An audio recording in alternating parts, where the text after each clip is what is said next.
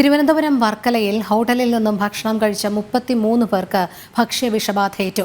വർക്കല ക്ഷേത്രം റോഡിലെ സ്പൈസി റെസ്റ്റോറന്റിൽ നിന്ന് ഭക്ഷണം കഴിച്ചവർക്കാണ് ഭക്ഷ്യവിഷബാധയേറ്റത്. ആഴ്ചകളോളം പഴക്കമുള്ള ഇറച്ചി ഉൾപ്പെടെയുള്ള ഭക്ഷ്യവസ്തുക്കൾ ഹോട്ടലിൽ നിന്ന് പിടിച്ചെടുത്തു. വർക്കല ക്ഷേത്രം റോഡിലെ സ്പൈസി റെസ്റ്റോറന്റിൽ നിന്നും കഴിഞ്ഞ ദിവസം വൈകിട്ടും രാത്രിയിലും ഭക്ഷണം കഴിച്ചവർക്കാണ് ഭക്ഷ്യവിഷബാധയേറ്റത്. നിലവിൽ 30ഓളം പേർ ശ്രീനാരായണ മെഡിക്കൽ മിഷൻ ആശുപത്രിയിൽ ചികിത്സയിലാണ്. 2 പേരെ പാരിപ്പള്ളി മെഡിക്കൽ കോളേജ് ആശുപത്രിയിലേക്ക് മാറ്റിയിട്ടുണ്ട്. ആരുടെയും നില ഗുരുതരമല്ല.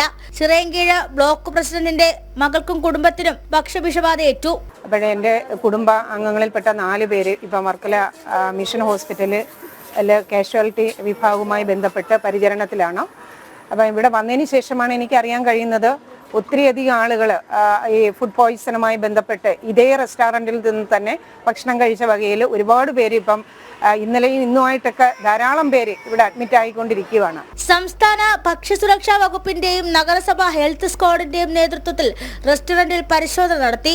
ആഴ്ചകളോളം പഴക്കമുള്ള ഇറച്ചി ഉൾപ്പെടെയുള്ള ഭക്ഷ്യവസ്തുക്കൾ റെസ്റ്റോറന്റിൽ നിന്നും പിടികൂടിയിട്ടുണ്ട്.